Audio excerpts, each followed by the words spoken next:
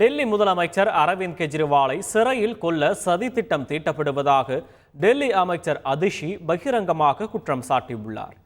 டெல்லியில் செய்தியாளர்களிடம் பேசிய அவர், மார்ச் 21 முதல் அரவிந்த் கெஜ்ரிவால் சர்க்கரை அளவு தொடர்ந்து மோசமடைந்து வருகிறது என்றார். தனக்கு இன்சுலின் வழங்குமாறு சிறை நிர்வாகத்திடம் கேட்டும் சிறை அதிகாரிகள் இன்சுலின் கொடுக்க மறுத்துள்ளதாக குற்றம் சாட்டினார். அரவிந்த் கெஜ்ரிவாலுக்கு சிறை நிர்வாகம் இன்சுலின் கொடுக்காதது கெஜ்ரிவாலை கொல்ல சதி நடப்பதையே காட்டுகிறது என்று புகார் தெரிவித்தார். அரவிந்த் கெஜ்ரிவாலை பாஜகவால் தோற்கடிக்க முடியாது என்பதால் வீட்டில் சமைத்த உணவு அனுப்பப்படுவதை தடுக்க அமலாக்கத்துறை முயல்வதாகவும் அதன் காரணமாகவே உடல்நிலை மோசமடைந்து வருவதாகவும் அதிஷி குற்றம் சாட்டியுள்ளார். டெல்லி முதல்வர் அரவிந்த் கெஜ்ரிவாலுக்கு சிறப்பு இடைக்கால ஜாமீன் வழங்க வேண்டும் என்று டெல்லி உயர்நீதிமன்றத்தில் மனு தாக்கல் செய்யப்பட்டுள்ளது. அபிஷேக் சௌத்ரி என்ற சட்டக்கல்லூரி 4ஆம் ஆண்டு மாணவர் பொதுநல மனு தாக்கல் செய்துள்ளார்.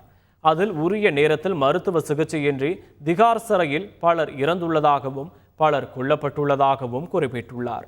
மருத்துவ மற்றும் பாதுகாப்பு குறைபாடுகளை கருத்தில் கொண்டு அரவிந்த் கெஜ்ரிவாலுக்கு முதல்வர் பதவி முடியும் வரை அமலாக்கத்துறை உள்ளிட்ட அனைத்து குற்ற வழக்குகளிலிருந்தும் சிறப்பு இடைக்கால ஜாமீன் வழங்க வேண்டும் என்று கோரிக்கை விடுத்துள்ளார். இந்த மனு வரும் 22ஆம் தேதி விசாரணைக்கு வரவுள்ளது. செய்திகளை உடனுக்குடன் தெரிந்து கொள்ள உடனே சப்ஸ்கிரைப் பண்ணுங்க.